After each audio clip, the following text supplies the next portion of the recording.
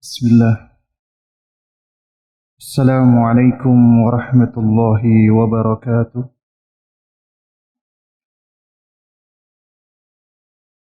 Innal hamdalillah nahmaduhu wa nasta'inuhu wa nastaghfiruh wa na'udzu billahi min shururi anfusina wa min sayyiati a'malina. May yahdihillahu fahuwal muhtadi wa may yudlil falan tajida lahu waliyyan mursyida. أشهد أن لا إله إلا الله وحده لا شريك له وأشهد أن محمدا عبده ورسوله لا نبي بعده أما بعد فإن أصدق الكلام كلام الله وخير الهدي هدي محمد صلى الله عليه وسلم وشر الأمور محدثاتها وكل محدثة بدعة وكل بدعة ضلالة wa kullu dhalalatin finnar amma ba'du. Jamaah sekalian, para ikhwan dan akhwat, para ayah dan para bunda, rahimani wa rahimakumullah. Alhamdulillah, di pagi hari ini kita diizinkan Allah Subhanahu wa taala untuk bersua kembali melanjutkan kajian kita, masih membahas risalah atau kutayyib buku Mukhtasar Minhajun Nubuwah fi Tarbiyatis Shighari, metode kenabian di dalam mendidik anak. Dan di kesempatan ini kita akan melanjutkan bab yang kelima tentang hak-hak anak di dalam Islam, yaitu min huquqit tifli fil islami riayatuhu wal infaqu alaihi min halalin. Di antara hak anak di dalam Islam yang harus ditunaikan adalah memelihara mereka dengan cara memberikan infak yang halal, memberikan nafkah yang halal.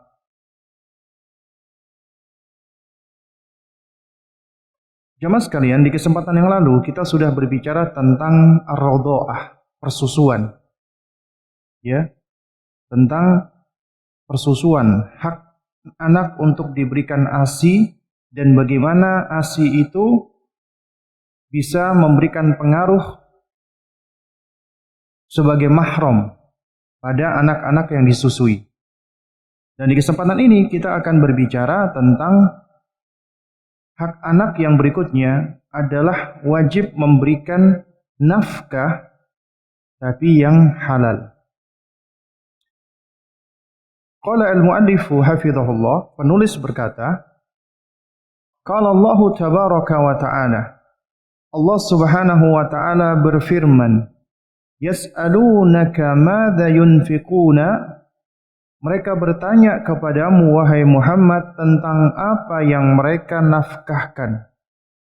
Kul, maka ucapkan, jawablah, ma anfaqtum min khairin falil walidaini wal aqrabin. Apa saja harta yang engkau nafkahkan, hendaklah engkau berikan kepada kedua orang tuamu dan kaum kerabatmu. Syekh Muhammad Said Ruslan hafizahullah berkata, menerangkan tentang penjelasan ayat ini, yaitu yas'aluka ashabuka ya Rasulullah. Wahai Rasulullah, para sahabat bertanya kepadamu, ya madza yunfiquna fi sabilillahi min amwalihim, tentang apa yang mereka nafkahkan di jalan Allah dari harta-harta mereka. Kullahum, maka ucapkanlah kepada mereka, sampaikan kepada mereka, ma taf'alu min infaqi syai'in minal malil halali wat thayyibi.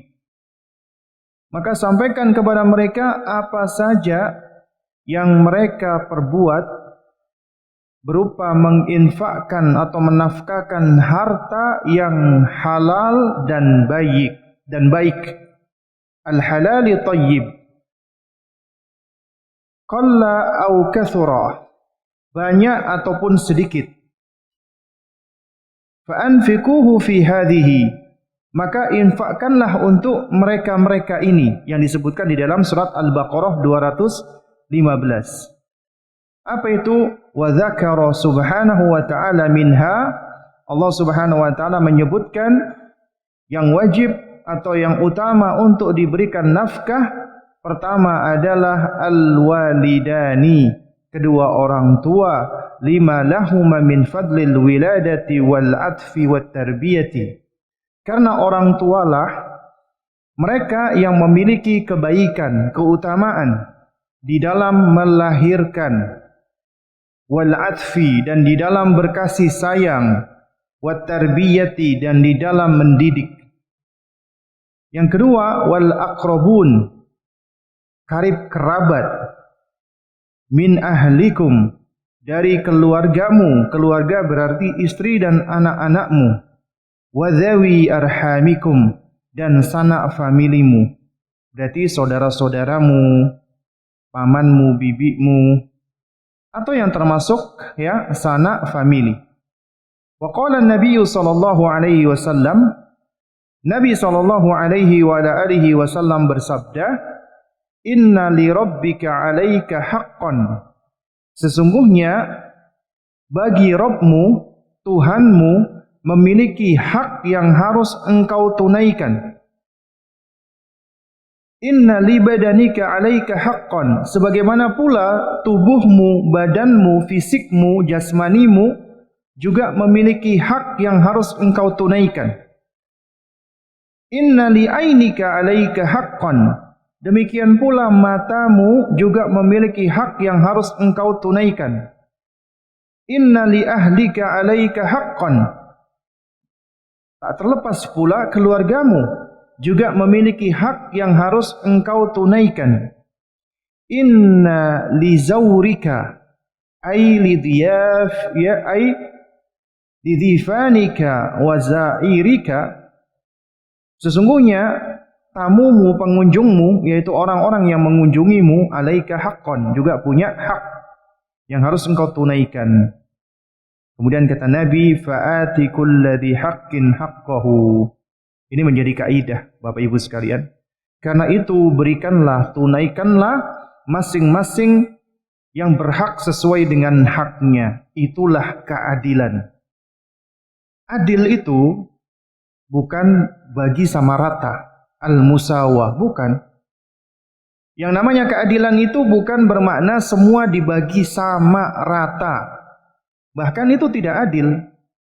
Ini sebagaimana konsep sebagian orang-orang sosialis. Katanya adil itu harus dibagi semuanya sama rata. Padahal kita tahu setiap orang punya kebutuhan yang berbeda-beda, punya tanggung jawab yang berbeda-beda, punya kondisi yang berbeda-beda, ya, punya hubungan yang berbeda-beda. Karenanya yang namanya keadilan itu adalah kembali kepada hak. Dikembalikan kepada hak. Tunaikan sesuai dengan hak mereka. Jika kita perhatikan ya jamaah sekalian, kalau kita berbicara tentang hak, itu selalu diiringi dengan apa? Dengan kewajiban. Ya, selalu diiringi dengan kewajiban. Tapi kalau kita melihat mana yang lebih dahulu? Hak dulu atau kewajiban dulu? Hah? Hak dulu atau kewajiban dulu? Hak dulu.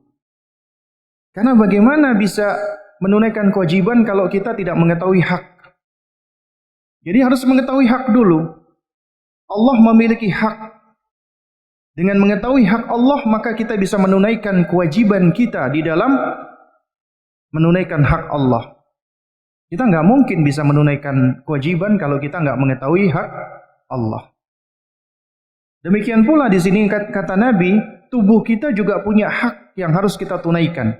Menunaikan hak itu bagian dari kewajiban. Jadi harus tahu dulu hak. Ya, ini sesuatu yang sudah diketahui manusia secara umum. Makanya kalau kita perhatikan, ada nggak sih manusia membuat namanya Komite Hak Kewajiban Manusia. Nggak ada. Yang ada apa? Komite HAM, Hak Asasi Manusia. Nggak ada mereka bikin hak kewajiban asasi manusia. Karena apa? Karena memang yang harus diperhatikan hak. Tapi permasalahannya, sebagian besar manusia, mereka cuma menuntut hak, tapi mereka lupa untuk menunaikan haknya orang lain. Mereka menuntut haknya ditunaikan, tapi mereka tidak menunaikan kewajibannya. Nah, ini adalah manusia-manusia yang curang. Berlaku curang. Allah mencela mereka. Wailul lil mutaffifin. Celakalah orang-orang yang mutaffif. Mereka adalah orang-orang yang curang, ya. Alladzina hum idza talu, ya, 'alan nasi,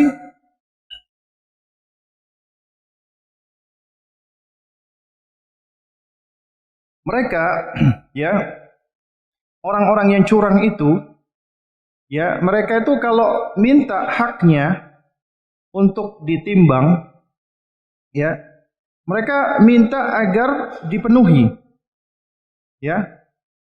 Itulah siapa? Mutaffifin, ya.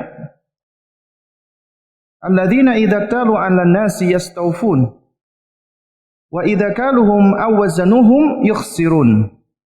Mereka adalah orang-orang yang apabila menerima takaran dari orang lain, mereka minta dicukupkan, dipenuhi haknya. Tapi apabila mereka yang menimbang, menakar, maka mereka mengurangi. Ya, ini adalah orang-orang yang curang. Nah, di antara bentuk kecurangan, jamaah sekalian yang dimuliakan Allah, adalah mereka yang tidak menunaikan hak yang paling asasi. Apa itu hak yang paling asasi? Adalah hak penciptanya. Haknya Allah Subhanahu wa taala, bukan hak diri kita. Karena sejatinya seorang muslim wajib meyakini bahwa dirinya adalah milik Allah, ciptaan Allah, sehingga semua yang ada di dalam diri kita itu adalah titipan dari Allah, amanat dari Allah. Sehingga sebelum kita menjaga diri kita, maka kita harus menunaikan dulu haknya pencipta kita, haknya Allah Subhanahu wa taala. Apa itu? Dengan cara kita bersyukur kepadanya, mengapresiasi pemberiannya, dan kita mengabdikan diri kita hanya untuknya, beribadah hanya kepadanya semata, tidak menyekutukannya dengan sesuatu apapun. Itulah hak Allah yang paling tinggi.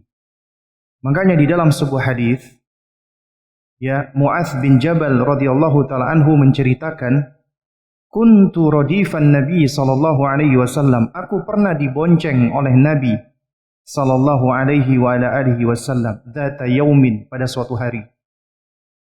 Kemudian baginda Nabi berkata kepadaku, bertanya kepadaku, ya Mu'adz, atadri ma haqqullahi 'alal ibad wa haqqul ibadi 'ala Allah? Wahai Mu'adz, kamu tahu enggak apa haknya Allah yang wajib ditunaikan oleh siapa? Oleh hambanya. Ya. Apa haknya Allah yang wajib ditunaikan oleh hambanya, dan apa hak hamba yang akan ditunaikan oleh Allah Subhanahu wa taala, ya. Nah, kemudian Mu'adz bin Jabal radhiyallahu taala anhu menjawab, Allahu wa rasuluhu a'lam, Allah dan rasulnya lebih tahu. Ini adab seorang penuntut ilmu, ya. Allah dan rasulnya lebih tahu. Kemudian kata Rasulullah sallallahu alaihi wasallam, fa inna haqqallahi 'alal ibadi, sesungguhnya hak Allah yang harus ditunaikan hamba, makanya ini disebutkan pertama kali, adalah apa? Ayya'buduhu wa la yusyriku bihi syai'a. Hendaknya dia mengibadahi Allah semata dan tidak menyekutukan Allah dengan sesuatu apapun. Itu hak Allah. Tunaikan dulu hak Allah. Maka Allah akan menunaikan hak kita. Sebagaimana kata Nabi SAW di dalam hadis ini, wa haqqul ibadi 'ala Allahi azza wa jalla, dan haknya hamba yang akan Allah tunaikan, yang akan Allah berikan, Allah yu'adziba man la yusyrik bihi syai'a. Allah tidak akan mengazab, menyiksa, menghukum siapa yang tidak menyekutukannya dengan sesuatu apapun. Ya. Jadi siapa yang menunaikan hak Allah, maka Allah tidak akan menyiksanya. Nah, karena itu jamaah sekalian yang dimuliakan Allah Subhanahu wa taala, sebenarnya kalau kita perhatikan, ketika kita bicara tentang pendidikan, maka sejatinya pendidikan itu bagian dari proses menunaikan hak. Dan hak siapa yang ditunaikan pertama kali? Allah. Haknya Allah. Coba kita lihat surat Luqman. Luqman ini bukan nabi, bukan rasul. Hamba yang saleh. Disebutkan oleh ulama ahli tafsir, oleh mufassirun, Luqman ini hidup di zamannya Nabi Daud dan Sulaiman alaihi wassalam. Belajar kepada Nabi Daud dan Nabi Sulaiman alaihi wassalam. Hingga beliau mendapatkan hikmah dari kedua nabi yang mulia ini. Dan secara fisik penampilan, itu diterangkan oleh para ulama, beliau itu berkulit hitam, pendek, hidungnya pesek, pipinya lebar, bibirnya tebal. Orang melihat secara penampilan fisik umumnya itu akan cenderung meremehkan.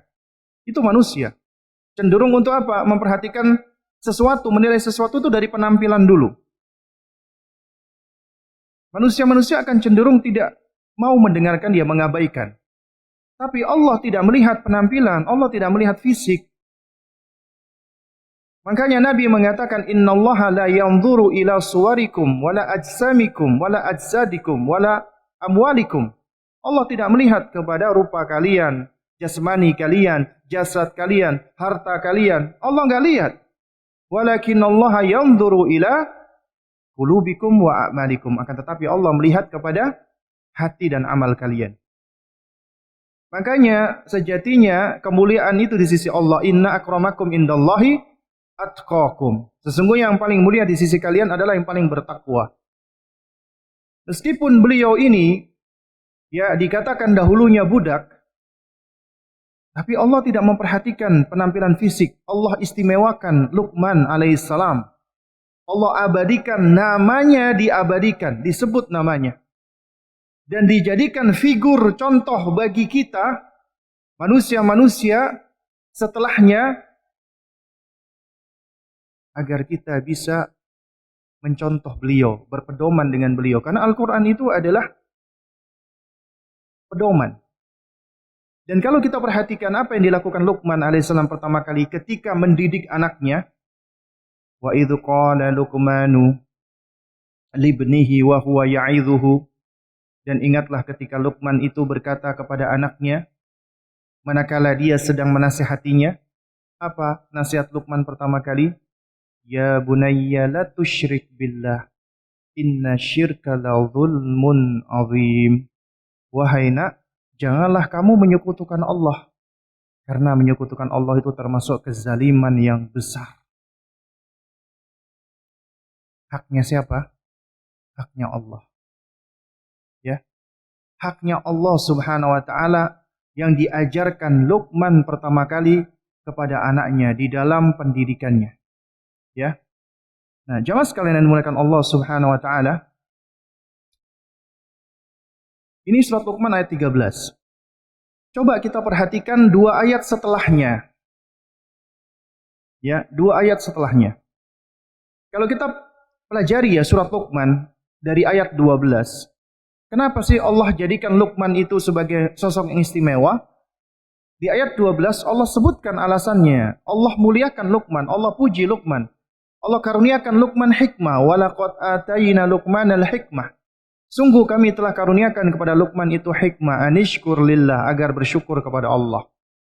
Ya, dan seterusnya. Kemudian baru Allah menyebutkan nasihat Luqman yang pertama tauhid. Tapi di ayat 14 ayat 15, ini coba kita perhatikan ibu-ibu sekalian, bapak-bapak sekalian, coba yang bawa mushaf, ya, baik dari mushaf ataupun handphonenya dibuka surat Luqman. Ayat 13, 14, 15. Kemudian 16. Di ayat 13, Allah menyebutkan nasihat Luqman alaihissalam. Ucapannya Luqman kepada anaknya. Tapi di ayat 14 dan 15, itu nasihatnya Allah, wasiatnya Allah. Baru kemudian di ayat yang ke-16, ya, di ayat yang ke-16, baru kemudian kembali ke nasihatnya Luqman.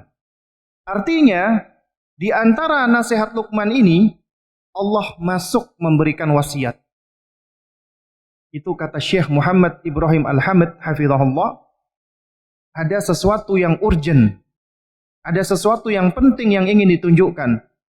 Kenapa Allah masuk memberikan nasihat, wasiat di sela-sela nasihat Luqman? Jadi nasihat ke-14, 15 ini bukan ucapannya Luqman, tapi wasiatnya Allah. Di ayat ke-14 Allah berfirman, "Wa wassaynal insana biwalidayhi hamalathu ummuhu wahnan ala wahnin wa fisaluhu fi 'amaini anishkur li wa liwalidayka ilayyal masir." Dan kami wasiatkan, artinya ketika kami wasiatkan artinya kami perintahkan.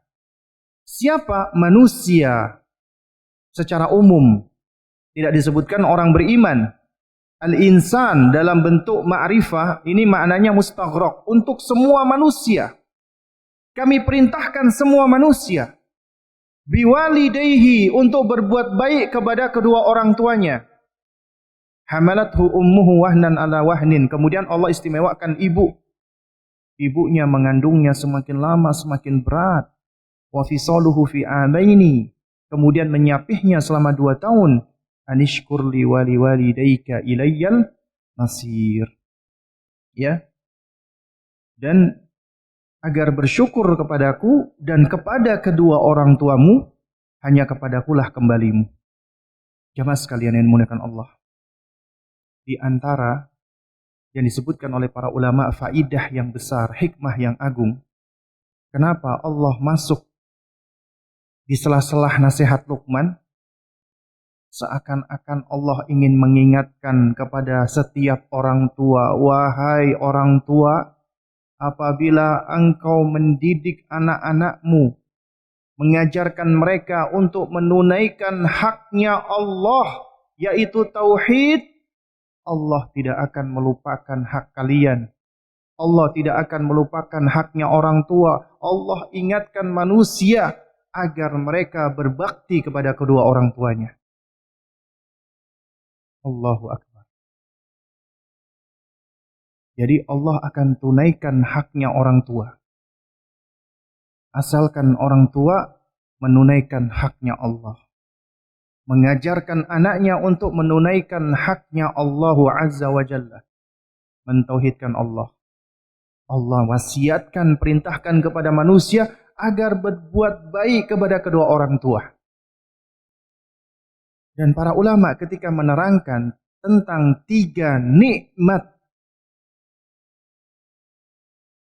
3 nikmat besar yang Allah berikan kepada manusia, yaitu pertama nikmatul ijad. Nikmatul ijad atau nikmatul hayah, nikmat keberadaan, nikmat kehidupan. Tadinya kita tidak ada, kemudian kita menjadi ada. Siapa yang mengadakan? Allah. Tapi dengan sebab orang tua kita. Munculnya kita di muka bumi ini, Allah yang menciptakan kita, menghadirkan kita. Tapi kehadiran kita ini sebabnya orang tua. seburuk-buruknya mereka, sekafir-kafirnya mereka, tetap mereka berperan atas kehadiran kita di muka bumi ini. Dan banyak manusia yang lalai bahwa kehidupan itu nikmat, nikmatul hayah, nikmat kehidupan. Tadinya kita belum berupa sesuatu apapun, kemudian Allah jadikan kita menjadi sesuatu yang fi ahsani taqwim, dalam bentuk, dalam rupa yang paling baik. Tapi banyak yang lupa tentang nikmat kehidupan. Bahkan kata para ulama salaf dahulu, sekiranya Allah Subhanahu wa taala hanya memberikan kami nikmat hidup, maka itu sudah cukup bagi kami untuk bersyukur kepada Allah sepanjang hidup kami. Tapi ternyata Allah tidak hanya memberikan kita nikmat hidup. Allah berikan kita yang kedua, nikmatul imdad. Nikmat imdad artinya nikmat yang mana kita dapat mempergunakan semua yang Allah karuniakan kepada kita, ya, dalam rangka kemaslahatan kita. Di antara nikmat imdad, Allah berikan kita jasmani, tubuh. Allah berikan kita orang tua. Allah berikan kita rumah, pakaian.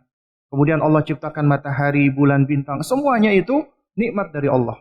Juga termasuk udara yang kita hirup, ya.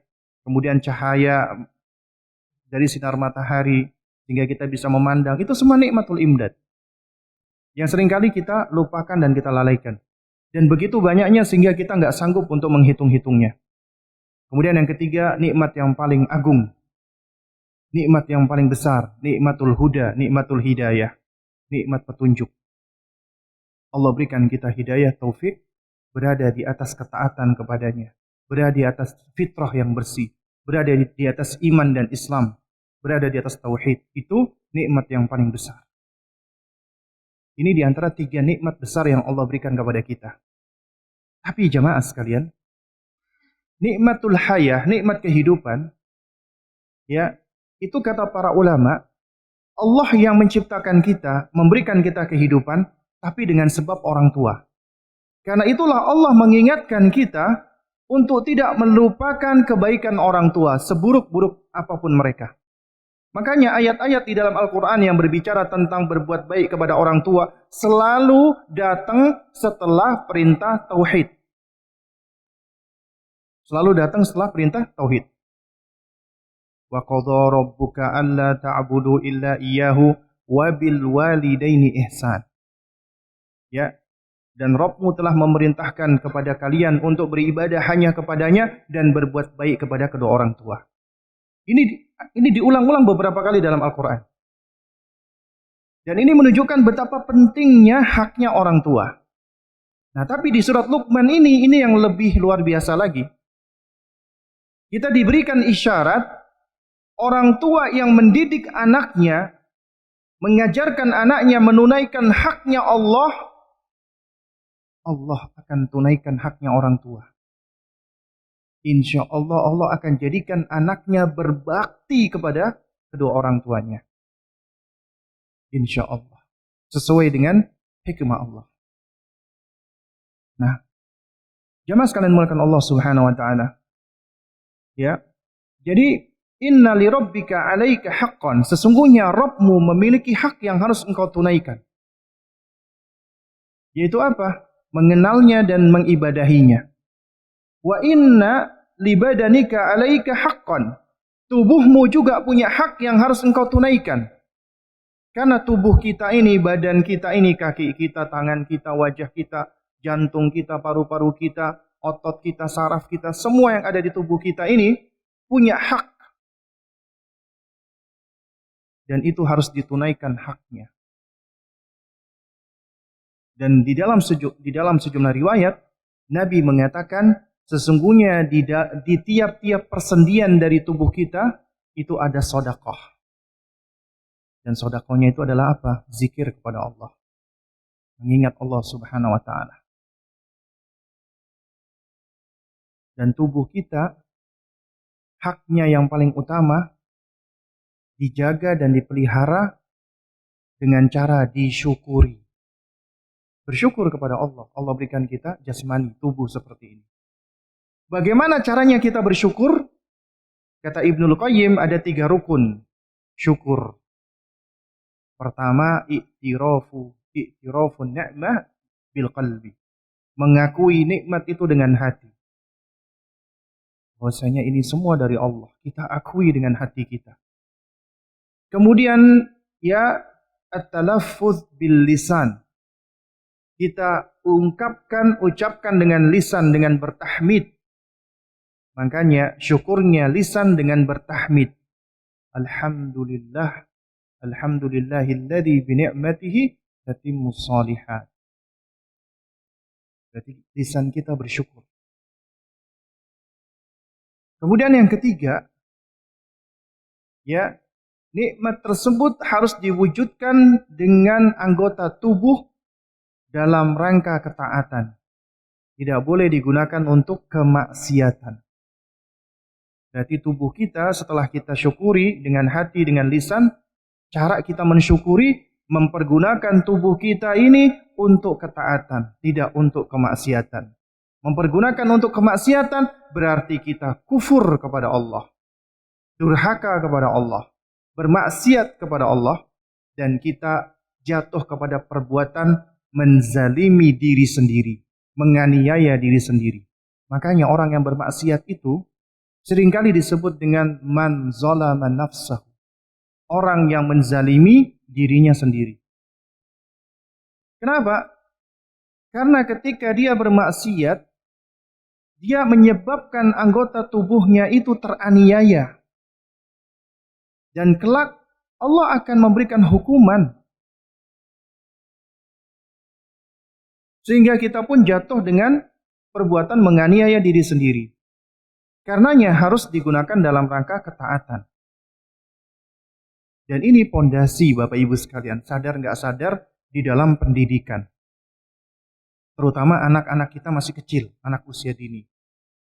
Anak kita masih bayi, ya masih bayi ini ya. Ada yang punya ini, bayi. Nah, anak kita yang masih kecil, masih bayi, kita biasa ngelihat anak kita masih bayi itu Masya Allah ya. Cintanya luar biasa, sayangnya luar biasa. Tapi seiring bertambahnya usia kok rasa sayang tiba-tiba jadi bete ya. Ini anak ini awalnya lucu, sekarang menggemaskan, sekarang jadi menyebalkan. Ya. Nah, padahal sebenarnya ya jemaah sekalian, orang tua yang bisa menjaga ya fitrah rasa sayangnya itu Allah sudah tanamkan. Dengan cara menunaikan haknya anak, insya Allah akan terjaga. Ya. Karena kasih sayang itulah yang akan menguatkan koneksi. Ini bayi ketika masih kecil, Allah sudah berikan kemampuan untuk memahami meskipun masih belum sempurna. Apa yang pertama kali berkembang? Pendengarannya. Sedikit dari penglihatannya. Mereka sudah bisa membedakan suara uminya, abinya, neneknya. Dan mereka sudah bisa melihat sekelilingnya meskipun kurang jelas. Nah, coba kalau kita perhatikan ya, anak-anak kita ya jemaah sekalian, ketika masih bayi. Anda mengatakan, Masya Allah adik, tangannya lucu banget. Dia mendengarkan kata tangan. Dia belum ngerti arti tangan. Tapi ketika Anda pegang tangannya adik lucu banget. Dia memperhatikan. Dan dia belajar. Ini kemampuan berbahasa yang Allah Subhanahu wa Ta'ala telah ajarkan kepada manusia. Kemampuan untuk at-tasammi, memberikan nama. Coba antum perhatikan ya, kita manusia. Ini para ahli, pakar. Orang-orang kafir itu, mereka berusaha untuk membahas tentang ilmu bahasa. Sampai sekarang mereka belum dapat jawabannya. Di dalam Al-Quran Allah sudah terangkan. Ilmu bahasa itu Allah yang mengajarkan kepada bapak kita, Nabiullah Adam alaihissalam. Allamal Adam asma'akul. Allah yang mengajarkan Adam itu seluruh nama-nama. Kita mampu memberikan tasammi. Kita mampu memberikan nama. Ini gelas, ini handphone, ini tongsis, ini mikrofon. Kita bisa kasih nama. Demikian pula anak kita belajar. Mereka membangun skema di dalam pemikiran mereka, perkembangan akal mereka. Tapi memang secara asal itu kemampuan mereka adalah secara konkret. Jadi ketika Anda cuma mengatakan tangan, nggak ngerti mereka. Tapi ketika Anda sebutkan, Anda pegang tangannya, Anda perlihatkan, ini tangan kamu nak, Masya Allah. Dia lihat, oh ini berarti tangan. Kita angkat kakinya, ini kaki. Oh pipinya lucu banget, kita pegang-pegang. Dia mendengarkan pipi. Meskipun dia bisa ngomong, ketika kita tanya, tangan kamu mana tangan kamu? Dia angkat tangannya. Alis kamu mana alis? Dia tunjukkan alisnya. Dia sudah mampu untuk membedakan anggota tubuhnya. Ya, baru kemudian dia belajar berbicara dan dia akhirnya bisa menyebutkan. Nah, jamaah sekalian mulakan Allah Subhanahu wa taala, ya. Seringkali kita itu lupa dan abai ketika kita mengajarkan kepada mereka tentang diri mereka sendiri. Misalnya belajar anggota tubuh. Kita cuma sekedar mengajarkan nama. Tapi kita lupa mengajarkan sesuatu yang lebih penting daripada itu. Apa itu? Yaitu itu semua adalah pemberian dari Allah.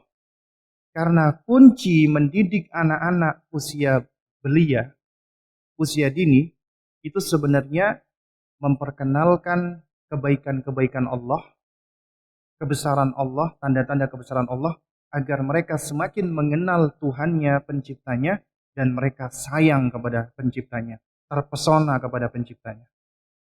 Itu dimulai dari mengenal dirinya.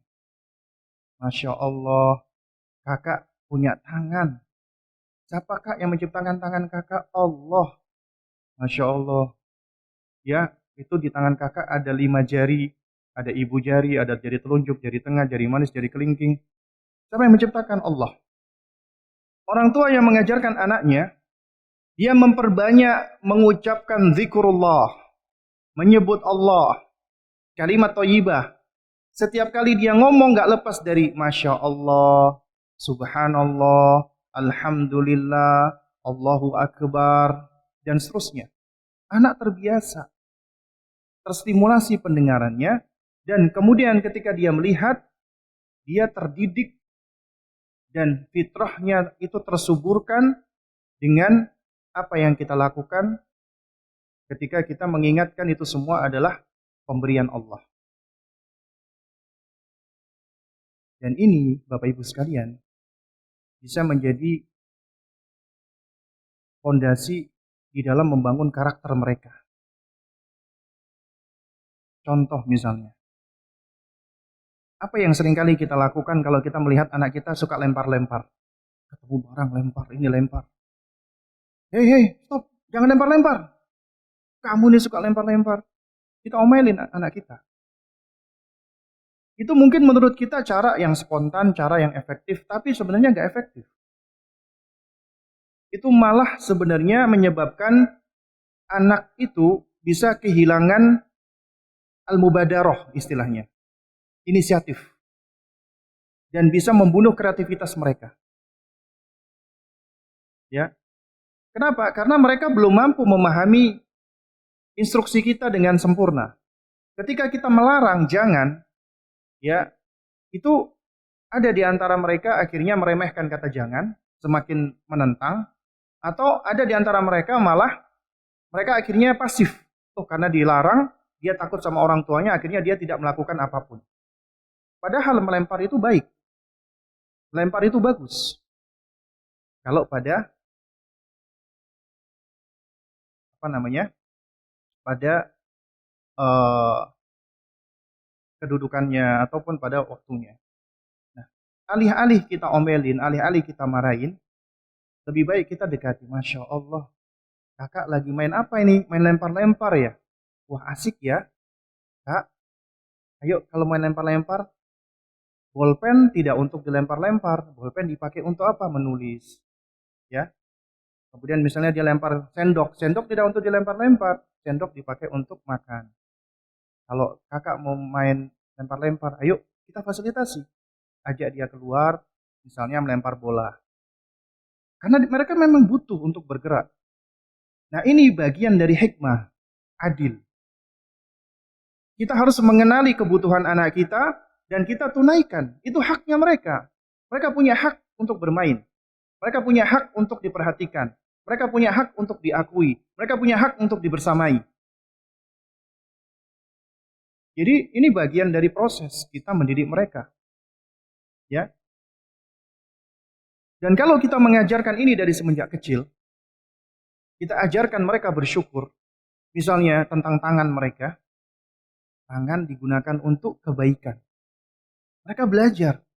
Ketika dia misalnya mencubit temannya, memukul adiknya, kakak, tangan digunakan untuk kebaikan, tidak digunakan untuk menyakiti, tidak digunakan untuk mencubit, tidak digunakan untuk memukul. Dia belajar tentang anggota tubuhnya dengan cara yang lebih baik. Daripada sekedar, kamu ini nakal banget sih, adik dipukul-pukul, dia tuh nangis tuh. Ya, itu malah seringkali anak ini dia merasa hanya dimarahin, diomelin, tidak diperhatikan, kemudian dia bisa dongkol, apalagi dia masih egosentris dan seterusnya. Akhirnya dia malah semakin apa? Semakin menjauh, semakin ngeyelan, semakin nggak mau mendengarkan orang tuanya. Karena itu makanya di sini butuh yang namanya seni di dalam berinteraksi dengan anak-anak.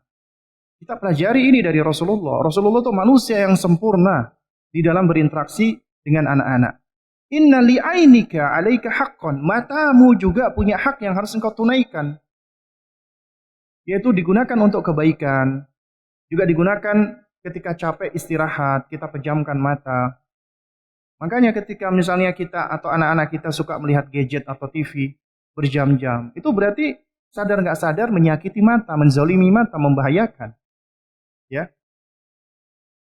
Nah, juga demikian inna li ahlika 'alaiha haqqan. Keluargamu juga punya hak. Juga demikian tadi tentang tubuh. Tubuh kita juga punya hak untuk diberikan asupan nutrisi yang halal. Yang halal, enggak boleh yang haram. Karena mengasup tubuh kita apalagi keluarga kita dengan yang haram, itu berarti kita telah membawa bencana. Ya. Ingat ya jemaah sekalian. Kalau kita perhatikan, ya di antara kaidah yang diterangkan oleh para ulama, sebenarnya yang halal itu lebih banyak daripada yang haram. Yang halal itu lebih luas daripada yang haram. Makanya kaidahnya para ulama adalah al-aslu fil asya al-ibaha. Hukum asal segala sesuatu itu mubah, halal. Kecuali apabila ada dalil yang menunjukkan keharamannya. Itu kaidah yang digali oleh para ulama kita ketika menelaah dalil dari Al-Quran dan Sunnah. Minum air halal nggak Pak? Halal nggak? Kalau ditanya apa dalilnya? Nah, sebenarnya yang bertanya apa dalilnya yang keliru. Kenapa? Karena kaidahnya secara asal semua ini Allah tundukkan untuk manusia. Jadi secara asal semuanya halal. Yang melarang dan yang mengharamkan harus menunjukkan dalil. Kalau ditanya apa dalilnya air putih itu halal, kita balik apa dalilnya mengharamkan air putih. Kita balik seperti itu. Khamr halal nggak? Haram. Kenapa? Ada dalilnya di dalam Al-Quran dan juga di dalam hadis-hadis Nabi yang mulia alaihi salatu wassalam. Kopi halal nggak? Halal. Nggak ada dalil yang menunjukkan keharamannya. Teh halal. Sirup halal. Kalau kita perhatikan dari berbagai macam minuman, menurut Anda lebih banyak yang halal atau lebih banyak yang haram? Hah? Lebih banyak yang halal. Demikian pula dengan makanan. Ya. Demikian pula dengan muamalat, interaksi. Al-aslu fil muamalah al-ibaha. Hukum asal muamalah transaksi itu mubah. Menjadi haram apabila ada dalil yang menunjukkan keharamannya. Demikian pula dalam aktivitas duniawi, hukum asalnya mubah. Kalau dilarang berarti harus ada dalil yang menunjukkan keharamannya. Berarti yang Allah halalkan itu lebih banyak sebenarnya daripada yang diharamkan. Tapi anehnya manusia ketika diingatkan sedikit-sedikit haram, sedikit-sedikit nggak boleh. Padahal yang Allah halalkan lebih banyak. Dan Allah ketika memberikan larangan itu untuk kemaslahatan manusia. Perhatian Allah kepada manusia, ya, sebagaimana kata Imam Syafi'i rahimahullah. Ketika beliau menafsirkan, ini dibawakan oleh Ibnu Katsir, ayahsabul insanu ayyutraka suda. Apakah manusia mengira mereka akan dibiarkan begitu saja setelah Allah ciptakan? Apa kata Imam Syafi'i sebagaimana dinukilkan oleh Ibnu Katsir rahimahumullahu taala? Ayyutraka suda ay alla yunha wa la yu'mar. Apakah manusia mengira mereka itu dibiarkan begitu saja, artinya tidak diperintah dan tidak dilarang? Apa pelajarannya? Perintah dan larangan itu perhatian. Anda punya anak, Anda tidak kasih perintah, Anda tidak kasih larangan, itu berarti Anda abai. Makanya para ulama seperti Imam Mujahid rahimahullah ketika menafsirkan ku anfusakum wa ahlikum ay wa ahlikum an ta'muruhum bi ta'atillah. Engkau perintahkan mereka untuk menaati Allah, ya, wa tanhahum an ma'siyatillah, dan engkau mencegah mereka dari kemaksiatan kepada Allah. Makanya para ulama menerangkan bukti dan konsekuensi dari cinta itu adalah amar ma'ruf nahi mungkar, nasihat. Makanya ketika ada syariat amar ma'ruf nahi mungkar, itu bukti cinta.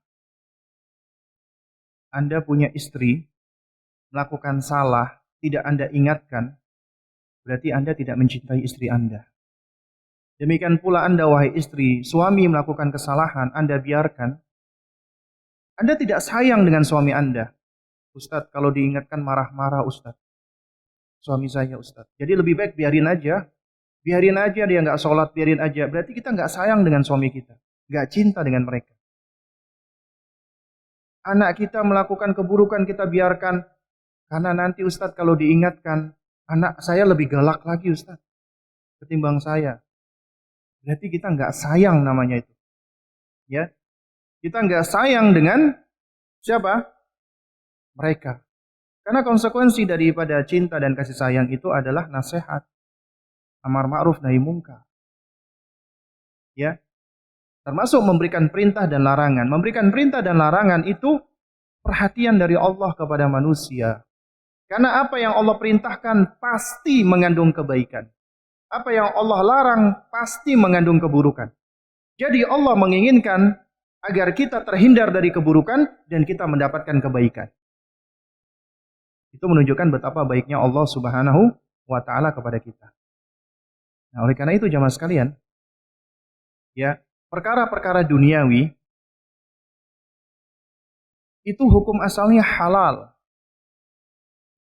Ya, karena itu seharusnya tidak ada alasan bagi seorang muslim dia memberikan nafkah kepada anaknya dengan yang haram. Ya. Bapak Ibu sekalian, saya pernah ditanya waktu di salah satu kajian di Zoom. Ada yang bertanya, Ustadz, bagaimana apabila seorang wanita single mother yang harus membesarkan anaknya sementara dia tidak punya pekerjaan dan satu-satunya pekerjaan yang dia punya adalah menjadi hostess, wanita penghibur. Apakah itu juga nggak boleh Ustadz? Seakan-akan penanya menganggap satu-satunya rezeki dari Allah adalah hanya bisa menjadi hostess. Jadi yang saya sampaikan ketika itu adalah apa? Sesungguhnya jalan-jalan rezeki Allah itu banyak. Mungkin memang kita seakan-akan merasa berat diuji oleh Allah. Ketika kita menjadi hostess itu mungkin seakan-akan kita mendapatkan uang yang begitu berlimpah, tapi nggak berkah. Nggak berkah. Ya. Sementara ketika kita hijrah, kita berhenti dari kemaksiatan, keburukan, Allah uji. Untuk menguji hijrah kita beneran nggak sih? Tapi kalau seseorang yakin dengan firman Allah, wa may yattaqillaha yaj'al lahu makhraja wa yarzuqhu min haitsu la yahtasib. Siapa yang bertakwa kepada Allah, Allah akan berikan jalan keluar. Ini janji Allah loh. Gak mungkin Allah itu menyelisih janjinya. Siapa yang benar-benar bertakwa kepada Allah, Allah berikan solusi jalan keluar. Wa yarzuqhu min haitsu la yahtasib. Allah akan berikan dia rezeki dari jalan yang tidak dia duga-duga. Dan gak sedikit jamaah, teman-teman yang hijrah itu bercerita. Di antaranya ada salah seorang kenalan, dia dulunya head manager sebuah bank swasta, ribawi. Singkat cerita, dia pernah suatu ketika sama teman-temannya makan siang, kemudian sholat zuhur, Masya Allah ya, Alhamdulillah Allah masih berikan taufik untuk sholat ya. Selepas sholat zuhur itu ada kajian Ustadz Erwandi. Ternyata nyikat masalah bank. Awalnya dia merasa sempit. Ini Ustadz apaan ya? Kok dikit-dikit haram. Awalnya sempit, tapi dia tidurnya nggak nyenyak. Berarti apa? Keimanannya menggeliat, fitrahnya itu memberontak. Akhirnya dia penasaran, cari di YouTube, dia lihat videonya. Akhirnya Allah berikan hidayah, dia sadar. Ternyata selama ini penghasilan saya itu haram, riba. Masalahnya sekarang meninggalkan itu semua. Berat nggak? Ya berat. Ujiannya siapa pertama kali? Istrinya. Abang mau kasih makan apa kita bang? Kalau abang berhenti dari pekerjaan itu. Sekolah bagaimana bang? Kontrakan bagaimana bang? Cicilan mobil gimana bang? Apa yang dilakukan dia? Dia awalnya galau. Katanya dia cerita ke saya. Datang ke majelisnya Ustadz Erwandi. Dia ceritakan majelisnya, kata Ustadz Erwandi dengan tegas. Berhenti. Kok seakan-akan Ustadz Erwandi kejam amat ya? Itu dia sampai cerita seperti itu. Ya, akhirnya beliau galau-galau. Kemudian sempat beliau mendekat kepada Allah, istikharah. Akhirnya beliau putuskan. Semua hutang-hutangnya, ya cicilan-cicilan, mobil dia jual, ini dia jual, aset yang hutang dia jual semua, dia bayar, ya habis itu dia buka usaha. Apa usahanya? Buka kafe di depan rumahnya, buka kafe.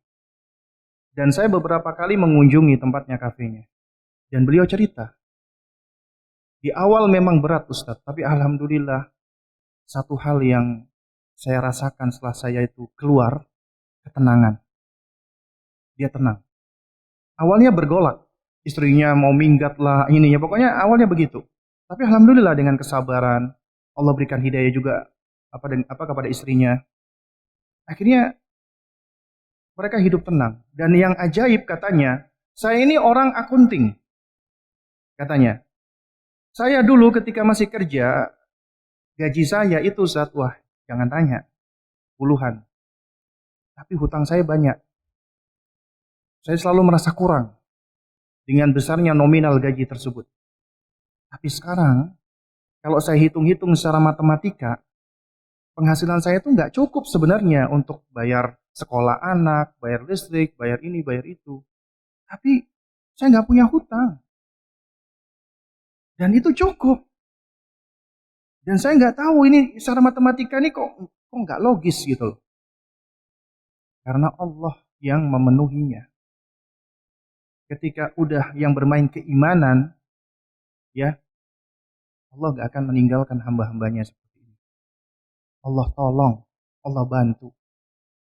Dan Allah berikan kenikmatan yang tidak diberikan kepada yang lainnya. Apa itu? Al-barakah, keberkahan. Jamaah sekalian, kata Ibnul Qayyim rahimahullah, al-barakatu jundun min junudillah.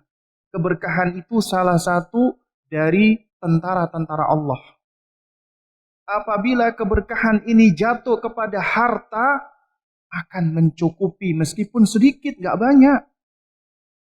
Cukup. Tapi apabila keberkahan itu ditarik dari sesuatu, meskipun banyak, gak bakalan cukup. Gak bakalan cukup. Betapa banyak kita lihat orang-orang itu mungkin banyak punya mobil mewah, punya apartemen, tapi gak merasa cukup, gak tenang hidupnya. Sementara mungkin orang-orang yang mungkin ya, dia jualan herbal, buka toko, jualan bakso dan sebagainya, hidupnya lebih tenang. Ya. Allah berikan ketenangan, Allah berikan keberkahan. Dan ini mindset kita juga sebagai orang tua. Betapa banyak orang tua mendidik anaknya itu hanya semata-mata sukses di dunia. Sampai ada orang tua, dia menjual tanahnya, menjual sawahnya, supaya anaknya itu mendapatkan pendidikan tinggi. Tapi ketika anaknya sudah berhasil, kuliah di luar negeri, gak pulang-pulang. Ketika orang tuanya sakit, gak datang. Gak bisa datang. Ya, apa yang dilakukan oleh orang tua untuk kebaikan anaknya, itu ternyata seakan-akan itu tidak kembali. Anaknya menghilang. Itu kenapa? Karena tujuannya dunia. Tapi di sisi lain bisa jadi ada orang tua. Anaknya ini mungkin lulusan SMA. Dia montir. Kerja di bengkel. Penghasilannya pas-pasan. Mau beli rumah pas. Mau beli makan pas. Ya istilahnya pas-pasan. Ya. Tapi setiap kali orang tuanya butuh, dia selalu hadir. Selalu membantu orang tuanya. Menolong orang tuanya. Dan yang lebih penting dari itu, lisannya gak pernah berhenti mendoakan kebaikan untuk orang tuanya. Rabbighfirli wali walidayya warhamhuma kama rabbayani shaghira. Ini anak jauh lebih baik daripada kita punya anak jadi pejabat, jadi jutawan atau miliarder tapi lupa sama orang tuanya. Pikirannya cuman uang, harta dan dunia. Gak ingat dengan akhiratnya, gak ingat dengan orang tuanya. Ini anak bisa menjadi musuh kita di dunia dan di akhirat. Dan inilah orang-orang yang mereka mengeluarkan mungkin banyak harta untuk anaknya, tapi ternyata dia dilupakan oleh anaknya. Ya. Nah, oleh karena itu, yang paling penting dari itu semua adalah mendidik keimanan anak, mendidik akidah mereka. Sehingga mereka tumbuh menjadi anak yang soleh. Itu adalah kebahagiaan setiap manusia, punya anak yang soleh. Karena anak yang soleh insya Allah bisa bermanfaat untuknya di dunia dan di akhirat. Ketika dia masih hidup, anaknya senantiasa ada, menolong dirinya. Ketika dia telah meninggal dunia, ketika dia punya hutang, anaknya yang membantu untuk melunasi hutangnya. Karena kata Nabi SAW, yughfaru lisyahidi, ya, la yughfaru lisyahidi ala dainin. Atau kama qala, ya. Seorang yang mati syahid itu tidak diampuni lantaran hutang. Padahal kita tahu ya asyuhada, orang-orang yang mati syahid di jalan Allah, itu jaminannya surga. Tapi Nabi mengatakan, ada orang-orang mati syahid, itu tertahan. Gak bisa masuk surga. Kenapa? Karena ada hutangnya. Bahkan Nabi juga pernah tidak mau mensolati sahabat, ketika ketahuan dia matinya punya hutang. Sampai ada sahabat yang melunasi hutangnya. Penting agar kita punya hutang itu dilunasi Bapak Ibu sekalian. Itu akan terus tergantung selama tidak ada yang melunasi atau orang yang menghutangi tidak mengikhlaskannya, tidak menghalalkannya. Nah, karena itu kalau kita punya hutang, ya harus jelas. Kita juga sampaikan kepada anak kita agar kelak misalnya kita meninggal dunia, jika mereka anak soleh, mereka akan melunasi hutang-hutang kita. Ya. Dan juga belum lagi doa-doa mereka. Di akhirat juga bisa mengangkat derajat kita. Sebagaimana sabda Nabi, wa anna rajulan la turfa'u darajatuhu fil jannah. Ada seorang laki-laki diangkat derajatnya di surga. Udah masuk surga, diangkat lagi derajatnya. Dia bertanya, wa anna lihada, dari mana aku dapatkan ini ya Allah? Bistighfari waladika laka. Lantaran istighfarnya anakmu kepadamu. Anak yang selalu istighfar. Rabbighfirli wali walidayya. Allahumma gfirli wali walidayya. Selalu mendoakan orang tuanya. Akhirnya Allah angkat derajatnya di surga. Ini anak yang tentunya kita kehendaki. Ini anak yang tentunya kita inginkan, kita idam-idamkan. Dan ini semua gak bisa hanya dengan keinginan, hanya dengan angan, harus dengan upaya. Nah, di antara upayanya, sebagaimana yang kita lakukan saat ini, kita terus belajar. Karena dengan kita belajar, insya Allah kita akan memperbaiki diri kita. Apabila kita mampu memperbaiki diri kita, Allah akan mudahkan kita untuk memperbaiki anak-anak kita. Nah, di antaranya dengan sebab berikan nafkah anak kita dengan yang halal, jangan yang haram. Karena di antara bahayanya, yang haram itu bisa menjadi penyebab tertolaknya doa kita. Ya, doa kita nggak dikabulkan oleh Allah Subhanahu Wa Taala. Ya, sebagaimana di dalam sabda Nabi SAW ketika Nabi menceritakan ada seorang laki-laki yang dia itu berpakaian dengan pakaian yang kumuh, yang kumal, kemudian rambutnya juga kusam. Lalu kemudian dia menengadahkan tangannya ke atas dan dia mengucapkan ya Rabbi ya Rabbi. Padahal kata para ulama itu sifat-sifat orang ini sifat-sifat manusia yang diijabahi doanya. Pakaiannya kusam, rambutnya juga kusam. Itu tanda-tanda orang musafir. Orang musafir itu mustajabah doanya. Lalu kemudian dia menengadahkan tangannya. Di dalam sejumlah riwayat dikatakan oleh Nabi, Allah malu tidak mengijabahi doa orang yang mengangkat kedua tangannya. Sebab istijabahnya doa, mengangkat tangan. Kemudian menyebut nama Allah, ya Rabbi, ya Rabbi. Tapi ternyata makanannya dari yang haram, minumannya dari yang haram, pakaiannya dari yang haram. Dan dia memperoleh itu semua dari yang haram. Fa'anna yustajaba lahu. Lantas bagaimana bisa diijabahi doanya? Karena itu bisa jadi tertahannya doa-doa kita selama ini karena apa? Karena kita sadar nggak sadar masih mengkonsumsi yang haram. Nah, apalagi kalau kita juga memberikan ya makanan, pakaian, mainan atau semisalnya kepada anak kita dengan yang haram. Nah, ini jadi hak mereka, haknya anak yang harus kita tunaikan. Ya penuhi, nafkahi mereka, penuhi kebutuhan mereka dengan yang halal.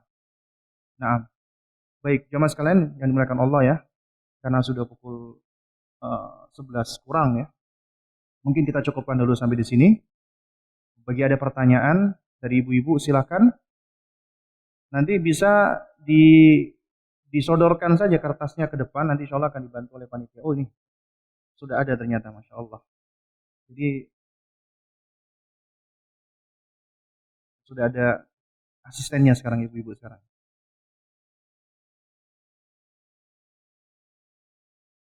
Ustadz, setiap amalan soleh anak otomatis orang tua akan ikut mendapatkan pahala. Belum tentu.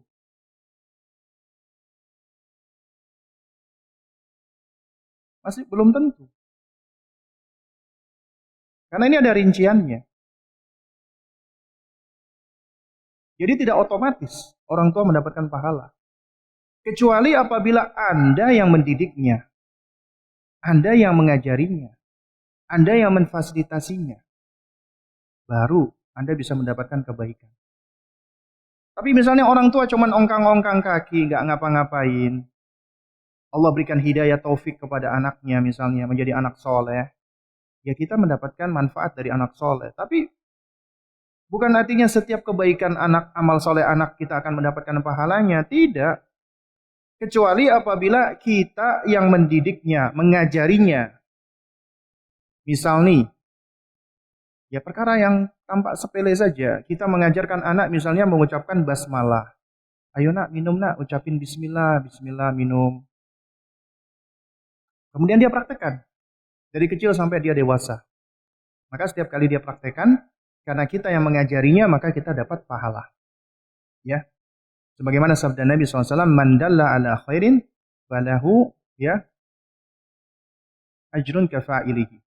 Siapa yang mengajak, menunjukkan kepada kebaikan, maka baginya pahala seperti orang yang melakukannya. Ya, jadi nggak mesti, nggak otomatis. Ya.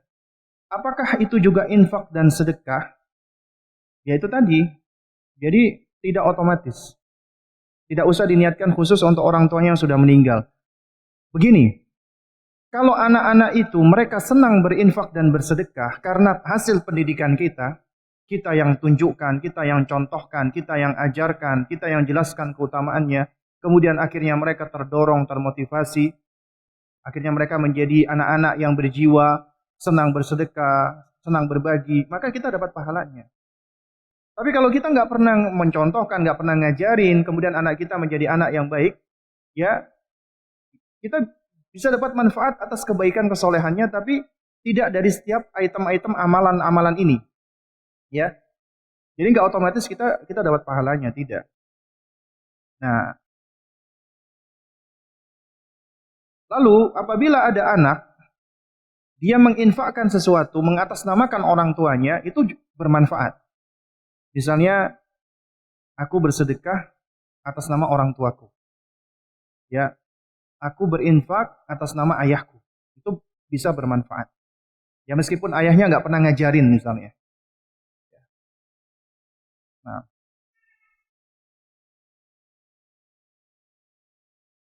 bagaimana sikap orang tua jika mengetahui ketika anak kita disakitin, dipukuli, didorong oleh temannya?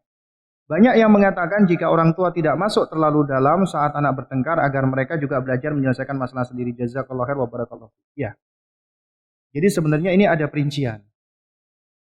Yang pertama, apabila anak itu dia didorong, disakiti, dipukul oleh temannya, ya. Kalau itu tidak begitu membahayakan, maka kita berikan kesempatan kepada anak kita untuk berusaha menyelesaikan masalahnya. Kita mempercayai dia. Karena kita harus mengajari anak kita itu menghadapi kesulitan-kesulitan di dalam hidupnya. Menghadapi celaan orang, menghadapi ejekan orang, menghadapi bulian temannya, menghadapi kegagalan, menghadapi keburukan-keburukan. Agar dia memiliki resiliensi. Kalau dikit-dikit kita bantu, dikit-dikit kita tolong, maka dia akan menjadi anak yang selalu bergantung kepada orang tuanya. Jadi, berikan kepercayaan agar dia bisa menyelesaikan masalahnya. Alih-alih kita turut intervensi, kita boleh kita tanya, "Nak, tadi kamu kenapa kok berantem tadi? Kamu tadi dipukul." Biarkan dia bercerita. Biarkan dia menjelaskan. "Iya, Mi, aku tadi dipukul, Mi." "Kenapa kamu tadi dipukul?" "Nggak tahu, Mi." Nah, baru kemudian kita ajarkan. Nah, kamu kalau nggak ngapa-ngapain terus kemudian itu kamu dipukul, nah, kita ajarkan, kamu seharusnya tidak boleh diam. Dalam hal ini memang ada perincian ya, Bapak Ibu sekalian. Yang pertama, tidak setiap ketika anak dipukul kita ajarkan untuk membalas pukul itu otomatis baik atau otomatis jelek. Karena harus lihat kondisinya. Ya. Jadi memang benar mengajarkan anak untuk bersabar, untuk menerima, maksudnya untuk memaafkan ya, itu baik. Tapi kalau terus-terusan seperti itu juga nggak baik. Karena anak kita juga harus diajarkan, dididik dia berani untuk mempertahankan haknya, untuk memperjuangkan apa yang menjadi haknya. Jadi apabila si anak ini dia berinisiatif untuk membela dirinya dengan membalas pukul, maka jangan kita salahkan. Ya, karena itu bagian dari proses. Tugas kita hanya tinggal kita arahkan. Nah, kecuali kalau sudah membahayakan. Nah, tapi yang perlu kita perhatikan, kalau dalam hal perundungan atau bullying, ya ini ada 2 poin. Pertama, apabila itu perundungan atau bullying dalam bentuk verbal, speech bullying, ejekan, cemoohan, maka ajarkan anak kita nggak perlu membalas.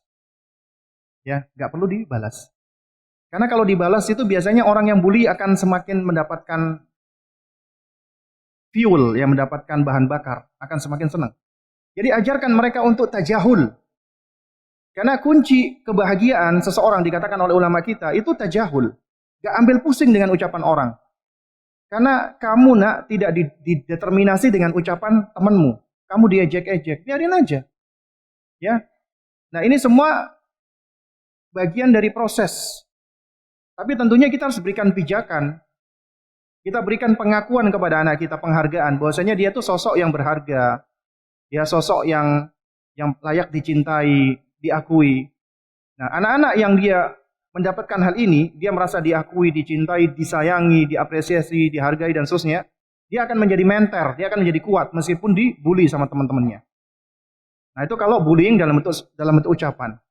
Adapun dalam bentuk fisik, ya, fisik, dipukul, ditendang, maka jangan ajarkan dia menerima begitu saja. Jangan. Kalau dia udah bullying fisik, nggak boleh dibiarkan. Tapi bukannya kita intervensi. Ya, imma dia belajar untuk mempertahankan dirinya, ya, dia menghindar dari pukulan, atau dia membalas pukulannya, atau setidaknya dia melaporkan ke guru atau yang semisalnya. Karena kalau udah bullying fisik itu nggak bisa dibiarkan. Tapi kalau bullying speech, ya ucapan, kita ajarkan dia cuek aja, ya. Tapi kalau udah pukulan fisik, maka itu suatu hal yang jangan kita biarkan begitu saja. Jadi kita harus ajarkan anak, dia harus mampu untuk menghadapinya. Nah, Allah SWT. Bagaimana menghadapi anak yang kemauannya sangat keras? Usia 3 tahun, contoh. Malam hari minta mengaduk-aduk telur. Dan tetap tidak mau dibujuk meski sudah disampaikan alasannya. Usia 3 tahun ya, Masya Allah ya. Jam berapa ini? Malam hari minta mengaduk-aduk telur. Jadi gini ya jamaah sekalian memuliakan Allah. Anak-anak kita itu emang unik. Anak-anak kita itu emang menarik. Jadi kita kenali anak-anak kita ya Bapak Ibu sekalian. Ya. Jadi jangan langsung kita punya anggapan kok anak saya begini, anak saya begitu ya. Ketika dia kepingin sesuatu, keinginannya itu ingin dipenuhi, itu bagian dari proses anak kita itu mengenali dirinya sendiri. Dia itu sedang mengenali kemauannya, keinginannya, emosinya, perasaannya. Dan dia juga sedang belajar untuk menghadapi sekelilingnya. Bagaimana sekelilingnya itu menghadapi keinginan dia. Karena itu, nasihat saya buat sang orang tua pertama, cari tahu dulu ini, kenapa dia suka ngaduk-ngaduk telur. Ada apa dengan aktivitas ngaduk-ngaduk telur? Ya, coba cari tahu. Bagaimana cara cari tahunya? Diajak ngobrol. Adik, ketika dia pengen ngaduk-ngaduk telur itu kenapa? Dengarkan penjelasan dia. Umi, aku pengen jadi chef nih, misalnya. Aku pengen jadi koki, Masya Allah. Kita validasi perasaan dia. Masya Allah. Jadi kita cari tahu dulu alasan dia, kemudian jangan disalahkan. Kita validasi, kita akui, kita hargai. Kemudian yang kedua, kita arahkan. Arahkan dia dengan cara bernegosiasi. Penting loh bernegosiasi sama anak-anak. Kita mengajarkan skill kepada mereka untuk bernegosiasi. Ya, nah bagaimana kalau aduk-aduk telurnya besok saja? Karena sekarang sudah malam. Bagaimana kalau malam ini kita melakukan aktivitas lain? Jadi menjadi orang tua, termasuk menjadi ibu, itu harus pintar bernegosiasi. Anak Anda katakan berkemauan keras. Kemauan keras itu positif. Nah, tapi juga bisa mengarah ke arah negatif. Tugas kita adalah ya menjadikan kemauan kerasnya ini itu ke arah yang positif. Jangan kita salahkan. Ya. Lalu kemudian yang ketiga, kita boleh berikan aturan-aturan. Karena perlu diberikan aturan anak-anak. Setelah kita bersepakat. Misalnya, nak, malam hari aktivitas kita ya seperti ini ya. Jadi kita tidak ada aktivitas sepedaan, nggak ada aktivitas main game, nggak ada aktivitas aduk-aduk telur misalnya ya, seperti tadi gitu ya. Nah, jadi bikin aturan, ajak dia bersepakat.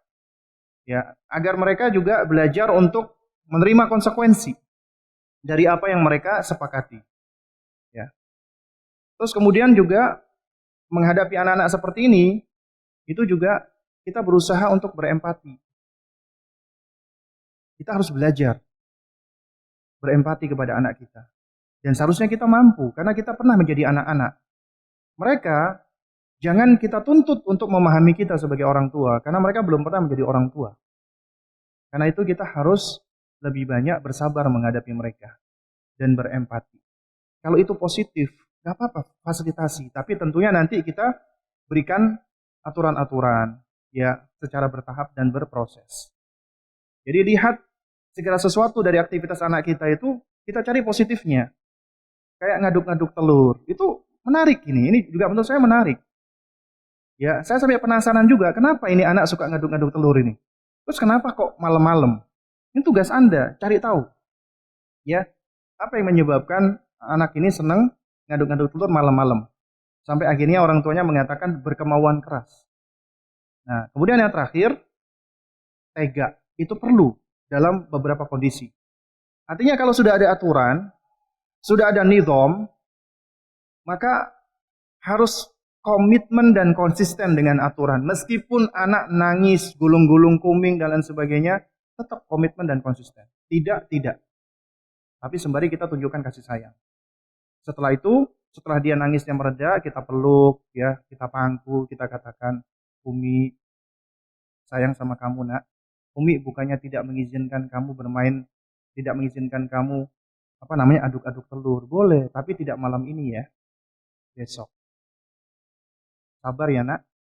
Insya Allah besok nanti Umi akan temani kamu aduk-aduk telur. Atau ayo kita bikin kue atau yang semisalnya. Ya. Terus kemudian ibu-ibu sekalian, ya ini yang sempat lewat. Tadi aduk-aduk telur itu harus jelas ya tujuannya. Kalau dia ngaduk-aduk telur kemudian telurnya dibuang-buang, nggak boleh. Itu tabzir.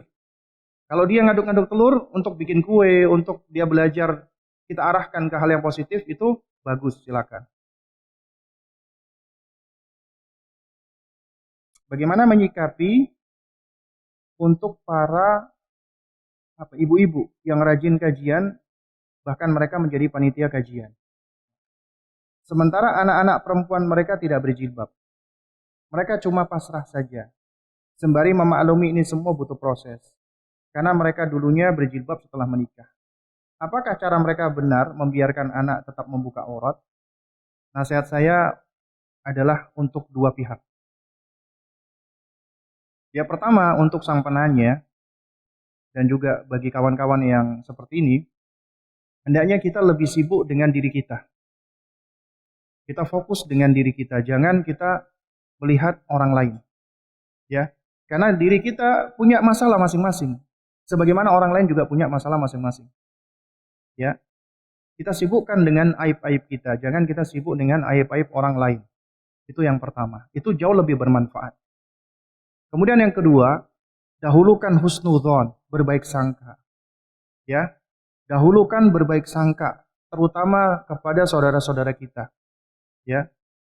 Jangan sampai kita lebih cenderung melihat, ini bapaknya, kiai, ustadz, anaknya kok kayak gini. Jangan. Ya, itu semua hal yang gak ada manfaatnya buat kita, gak ada manfaatnya. Kemudian yang ketiga, kalau kita memang merasa kok seperti ini, seperti itu, ya, maka kita coba menelisik ke dalam hati kita. Hati kita ini tulus nggak sih? Jujur nggak sih? Ikhlas nggak sih? Karena bisa jadi hati kita dimasuki hasad, hati kita dimasuki keburukan, buruk sangka, atau bisa dimasuki bisikan syaitan. Kita harus waspada. Dan apabila kita memang tulus, ikhlas, maka cara kita juga harus baik. Ya, mungkin kita tabayun dulu, kita tanya dulu, kita mungkin bisa kasih nasihat. Memang mudah kita untuk melihat, kita berkomentar mudah. Ini nasihat untuk sang penanya. Adapun nasihat untuk mereka yang sibuk menjadi panitia kajian, tapi anak putrinya dibiarkan tidak berjilbab, maka perlu dibedakan antara membiarkan dengan sudah berusaha. Kemudian, ya kita nggak bisa memaksa. Ya, yang namanya pendidikan itu tidak dengan cara paksaan. Meskipun orang tua, terutama dalam hal ini ayah, punya wewenang untuk memaksa anaknya berhijab. Tapi biasanya sesuatu dengan cara paksaan itu tidak efektif. Karena itu harus pelan-pelan, memang. Harus berproses.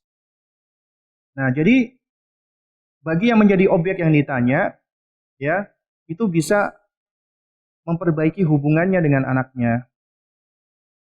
Kemudian ajak anaknya misalnya hangout, ya, boleh nggak apa-apa. Misalnya keluar berdua atau sama bapak.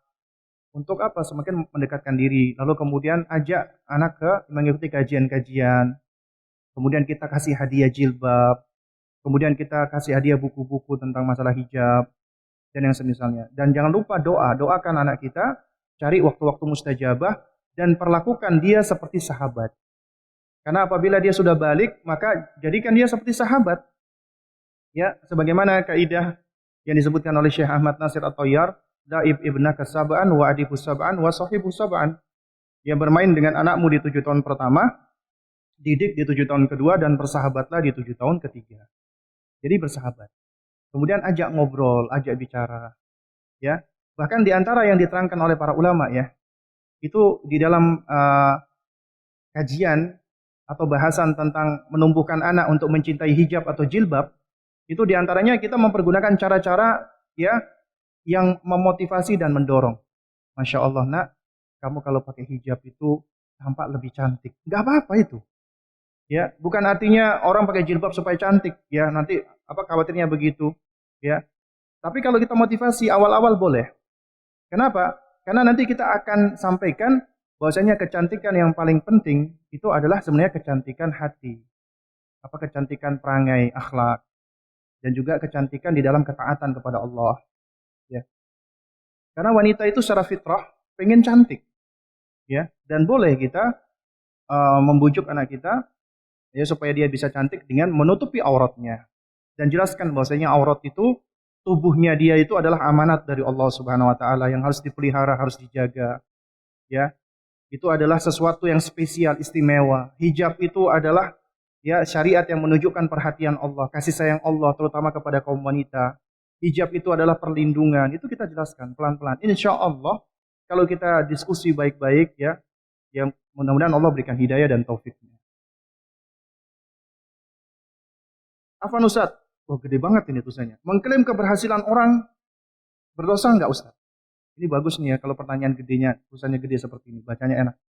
Misal, seseorang telah berhasil dengan tugasnya, tapi keberhasilan itu diklaim oleh orang lain. Syukran. Mengklaim keberhasilan orang lain. Berdosa enggak Ustaz? Nah, jadi sebenarnya begini ya. Ini mungkin dimaksudkan ada orang lain melakukan sesuatu berhasil, kemudian yang mengklaim itu aku yang berhasil itu sebenarnya. Nah, ini bisa jadi mengandung sejumlah keburukan.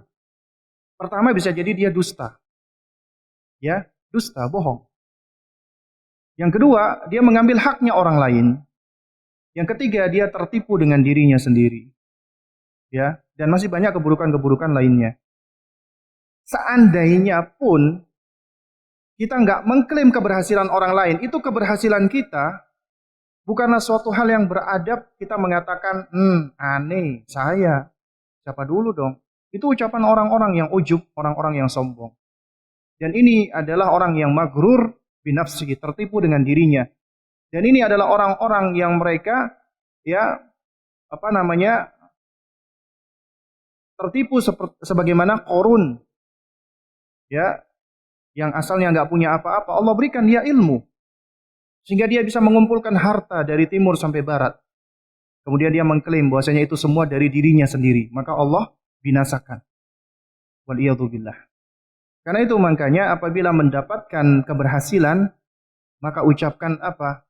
Hadza min fadlillah. Ini adalah karunia dari Allah. Ini semua adalah pemberian dari Allah. Ini semua adalah pertolongan dari Allah. Itu ucapan seorang muslim.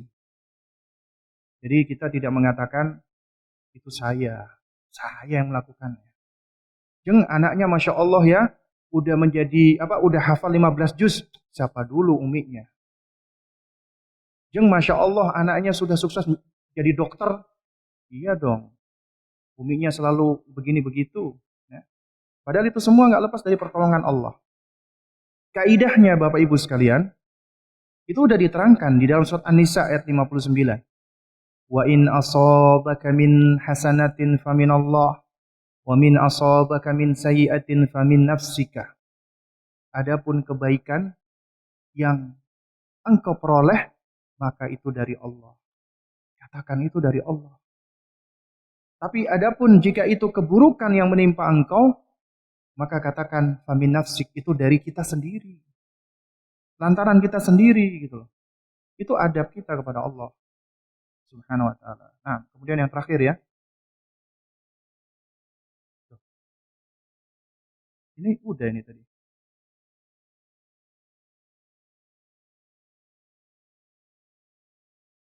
Mana tadi? Oh, alhamdulillah sepertinya sudah semua ini. Baik ya, ini apa namanya? Alhamdulillah ya. Jadi semua pertanyaan yang masuk sudah dijawab semua dan ini juga sudah pukul 11. Jadi kita cukupkan dulu sampai di sini. Ya nanti insya Allah kita lanjutkan lagi di pertemuan berikutnya. Barakallahu fikum jami'an. Mudah-mudahan yang sedikit ini bisa memberikan manfaat untuk kita semua. Dan kita semua senantiasa diberikan keistiqomahan oleh Allah untuk terus belajar dan menuntut ilmu.